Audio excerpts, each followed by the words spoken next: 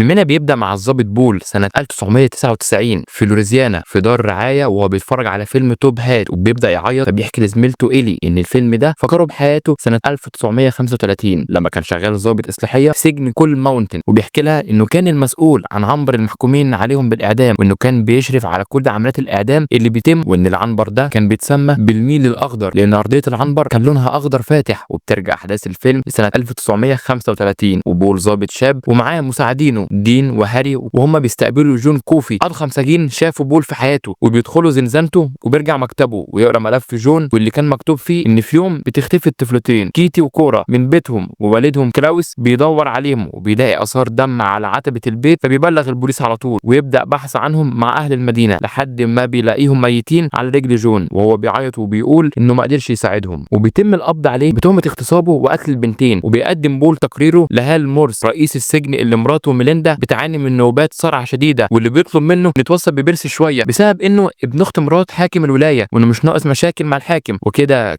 هو احتمال يمشي قريب لان جات له وظيفه اداريه في مستشفى خاصه بالامراض العقليه، فهو يعني ممكن يمشي. وبيسلموا خطاب اعدام مسجون عنده اسمه ايرين بيترباك. وفي مره وهم في المكتب بيلاحظ بروتو الفار داخل السجن، وبيفضلوا يتفرجوا عليه لحد ما بيدخل غرفه الحجز الانفرادي، وبيخرجوا كل اللي في الاوضه على امل انهم يلاقوا الفار، لكنهم بيفشلوا. وبيظهر تاني يوم قدام بيرسي وبدون اي مقدمات بيحاول يقتله ويجري وراه عشان يموته، ولكنه بيفشل وبيدخل اوضه الحجز المكركبه تاني، وبول وبيتر باك بيتفرجوا عليه وهو بيطلع كل اللي في الاوضه تاني على امل انه يمسك الفار، وبيفشل مره تانيه وبيأمروا بول انه يرجع اللي كان في الاوضه وبيسيبه ويمشي عشان يكمل اجراءات اعدام ارلين. وكان من اجراءات كرسي الاعدام انهم يعملوا بروفا تمثيليه على السجين عشان يتاكدوا ان كل الاجراءات سليمه، وبيحضر بيرسي البروفا وبيعرف مكابس تشغيل الكرسي الكهربائي وبيتعلم تشغيله من الضابط فان هاي، وبيساله احنا ليه بنحط سفنجه مبلول على راس السجين، فبيقول له وبيفهم انها بتوصل الكهرباء بسرعه للمخ عشان السجين يموت بدون الم من الكهرباء. وبعدها بيحضروا اوضه الاعدام علشان عمليه اعدام ارلين اللي بيتم في الساعه 10 الصبح، وبيودعوا بيرسي بطريقه مهينه، وده اللي اتضايق بول وقال له انت الوظيفه الاداريه مستنياك ما تمشي من السجن. فرد بيرسي عليه وقال له لما تخليني انفذ عمليه اعدام زي بروتو ساعتها همشي. فسابه بول وبيرجع مكتبه، ولكنه بيسمع صوت ضحك جاي من زنزانه داي، وفوجئ انه بيلعب مع الفار اللي سماه مستر كينجلز، وبيستدعيه يهل مكتبه ويبلغه ان في سجين جديد جاي اسمه ويليام وانه مشاكله كتيره وبيعمل مشاكل اكتر، اخرها يعني انه قتل 3 اشخاص في سطو مسلح ومنها امراه حامل. فساله بول عن حاله مراته، فرد عليه وقال له ان الورم شديد وما ينفعش يعمل عمليه وما ينفعش يتعالج للاسف. بعد ما بيروح البيت بيجيله الم شديد فبيقوم من نومه وبيخرج جري من بيته عشان ما يقلقش مراته، وبيبلغ مراته تحجز له عند الدكتور لان الالم شديد جدا ولسه بيعاني منه لحد دلوقتي. وبعدها بيطلع على السجن عشان يستقبل ويليام السجين الجديد اللي اثناء نقله بمجرد دخوله الزنزانه بيضرب اللي حواليه لحد ما بروتول بيجي من وراه ويضربه على راسه وبيرموه في الزنزانه. بيروحوا كلهم عشان يخلصوا الشغل الاداري عند رئيس السجن، وبيسيب بول لوحده. فجون كوفي بيندهله يقول له قرب مني، وبيشد جون فجاه عليه ويحط ايده على مكان الالم اللي عنده لحد ما الوجع بيختفي من جسم بول، ويبص له ويقول له انا كده ساعدتك. وبيرجع لمراته وهو فرحان جدا ان الالم خف. وتاني يوم بيرجع السجن يقدم لجون اكل وبيشكره على كل اللي عمله له. وبتستمر مشاكل ويليام لحد ما بيقرروا انهم هيرموه في اوضه الحجز ويأدبوه بطريقتهم، وبيجي ميعاد اعدام دايل وبيدخلوا ويل وبروتو عشان يطمنوا ان الفار هيفضل مع حد فيهم. واثناء كلامهم بيجري مستر كينجلز من ويل فبيدوس عليه بيرسي وبيفرمه، فبينهار ويل بسبب موت الفار بتاعه، لكن جون بيمسكه وبيحطه في ايده ويوديه لجون اللي بينقذ مستر كينجلز وبيحييه من اول وجديد. وبيروح لبيرسي واوضه الاعدام يضربوه ويقولوا له ان دي اخر عمليه اعدام ليك وبعدها تمشي من السجن هنا تروح اي مكان تاني. وبالفعل بيتفقوا معاه، وبيكون بيرسي هو المشرف على وضع السفنجه المبلوله اللي بتخلي السجين يموت بدون الم، ولكنه بدون قصد بيحطها على راس ويل وهي ناشفه. وبيتم طريقه الاعدام باسوأ طريقه ممكنه، وبيعرف كل طاقم السجن ان بيرسي كان قاصد انه يعذبه، فبيفقد بروتو الاعصاب وبينزل ضرب في بيرسي لحد ما هال بيدخل وبيسال عن اللي حصل وبيعرف ان بيرسي السبب، ولكن بسبب علاقاته ما بيعملوش حاجه. تاني يوم بول ومراته بيزوروا ميليندا عشان يطمنوا عليه لان حالتها بتسوء، وبعد كده بيعمل اجتماع عنده في البيت بيجمع فيه كل فريق السجن